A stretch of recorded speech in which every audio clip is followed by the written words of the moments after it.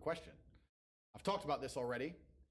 It was an unorthodox strategy.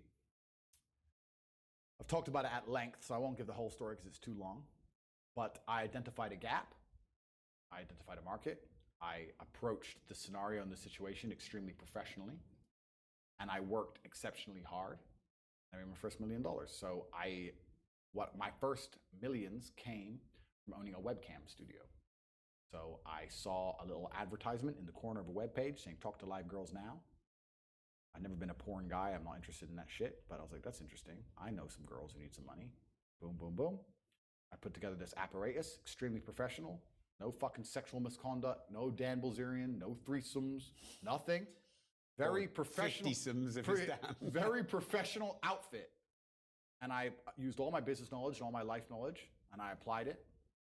I worked 22-hour days, I would say. I got to the point where I was so tired. I'd say, you know what, give me 20 minutes. And if I could hear the alarm go off, I'd get up. Sometimes I just slept clean through it, and I slept an hour or two. For months and months and months, and I built an empire. I built an insanely large empire at one point. I'm completely out of that business now, but how did I do it? As in, did you sell it? I didn't sell it, I just closed it all down, I moved on. I started making a bunch of money and I found other opportunities. How did I get that opportunity? First thing I said, pay attention. Paid attention. I looked at the girl. I'll give you the coffee shop example. This is what I did. I clicked on that advert. I saw the girl sitting there, miserable, waiting for a customer. I thought nobody's gonna buy from an unhappy bitch.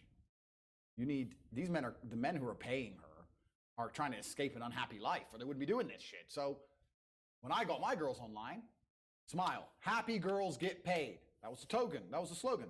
Happy girls get rich. Joking, ha ha ha. Who's you gonna pay? You're gonna pay the girls like, yeah, having a blast. So I paid attention to the competition. I saw an opportunity, just like the coffee shop. All the things they did wrong. The room was messy, camera quality was shit. There's the basic stuff.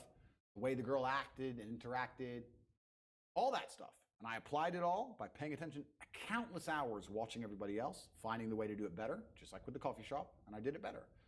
So I was absolutely and utterly perspicacious, and that's how you make money. And I did it with that, but I could have done it with anything. And now I do it with everything. The story of me sending a text message via my network and having a coffee shop is a true story. I've been in there maybe twice. I don't even go. And I have mechanisms in place to make sure I'm not robbed too badly because unfortunately a little bit of cash goes missing. But everything's in place and it makes me money. I don't think I've even drunk my own coffee. So I identified, I put together a list. It needs to be like this, like this, like this, like this, like this. I have competent people who work for me, which is very hard to find, but I do. They understand to follow the doctrine to the doctrine. And I'm getting money into a bank account. That's it. And you can do that with literally anything if you have a strong network and you pay attention. You can do anything. Even podcasts. We're doing a podcast right now. You guys are already big and successful at this. I'm telling you, you can look at the biggest podcasts in the world and still see what they're doing right, what they're doing wrong. That's the game. That's the game. And then you have to outcompete everybody else. So. And what's your net worth now? You know what's, it's kind of funny because was that sigh? That's the shittest question so far on this show. No, it's I don't actually really know because they say if you don't know what you've got, they say if you know what you got, you ain't got much. And it's so fucking true. I don't know how much that coffee shop is worth. I know what it makes me roughly a month. I don't know what I could sell it for. I can guess now, like if I were to put a 6 times multiplier on it, you know, I could guess. But then what am I doing for every property? How much are all my properties worth? Fuck knows. Different than when I bought them. Price has gone up, down. I don't even check. Don't know. So how much all the property worth? I can guess. How much the business is worth? I could guess.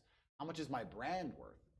If I put my name to something, it sells. I've been offered $50, $60, $70 million to sell junk to children, which I wouldn't do because I have too much morals. How much is my brand worth? I'm the most Googled man on the fucking planet. God knows. Like, I couldn't guess. I would guess that because there's different metrics of measuring the value of, say, a business, sometimes they'll put a 3 times multiplier on it, sometimes they'll put an 8 times multiplier on it. Let's put it this way. Hustlers University, 175,000 students, was doing about $13 million a month profit. That's an online educational company. Online is the future. Education is the future. It was seamless, fantastic. It outcompeted Oxford, Cambridge, everybody. It was the best school on the planet. Not just because we had 175,000 students, because we retained 175,000 students. That's the key. 175,000 people were making more money than they invested each month. There's no other platform on the planet that can do that. We had no competition. There was no other online digital learning platform that was even 1% as close. We were the largest online digital teaching platform on the planet. And everybody wants to make money. So everybody wants to join. Male, female, rich country, poor country. That's $13 million a month that was doing. So what's that? 120, $130 million a year? 8 times multiplier? What's that worth? 800 million by itself? Like, depending how you want to estimate it, I can sit here and say I'm worth $200 million or $1 billion. I could be a billionaire net worth for the things I own, things I'm in control of. Depends on how you want to analyze it. So the reason I side is because I don't have a clue how much money I'm worth. I don't know. I know that if I want shit, I get it. I know that the world is effectively free now. I'm at a point of money where I never, ever contemplate the price of anything ever. The whole world, the only way I can explain being ridiculously rich is that everything is completely free. So if you want something, even 1%, even if you want something a little bit, the cost is 0% consideration. So I have 30 cars. I tried to stop at 10, but the car owners know I'm going to buy them, right? So they decide to launch a new Lambo, and they text me and go, "Hey, new Lambo." I don't even ask to see a picture. I'm just like, okay, because I'm not going to notice the money going missing. So why not at least? I might only glance at it for 3 seconds. I may never even drive it. I might just go, all right. That's worth the money to me because the money is worth nothing. So the whole world is free. If I want coffee, it's like I buy and do things like the same way a person not even buys a coffee, like a penny sweet. It's just like, oh fuck it, all right. It doesn't mean anything. I can't explain it. I don't have a clue.